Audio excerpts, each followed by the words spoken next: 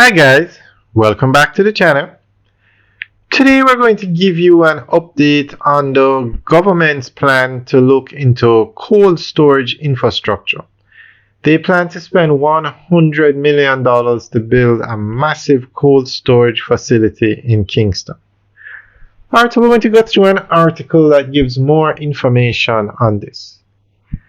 The Ministry of Agriculture, Fisheries and Mining is moving to commence building out Jamaica's cold storage infrastructure in 2025. Portfolio Minister Honourable Floyd Green made a disclosure during a recent press briefing at the Ministry's Hope Gardens offices. Cold storage facilities extend the quality, nutritional value and shelf life of agricultural produce. Mr. Green informed that a contract valued $100 million has been signed to establish a state-of-the-art cold storage facility in Kirkvine, Manchester.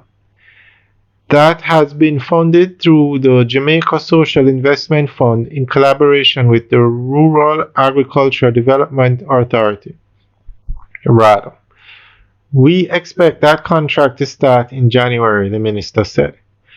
Mr. Green further informed that approval has been granted by JSIF's board to fund rehabilitation of the Coleyville cold storage facility.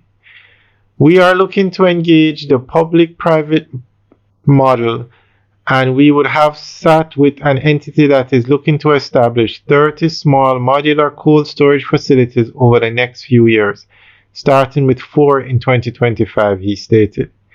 We are also going to be doing 2 cold storage facilities, renewable energy powered through a Caribbean-funded CARICOM project, and we do expect that those will be ready for the first quarter of 2025, Mr. Green added.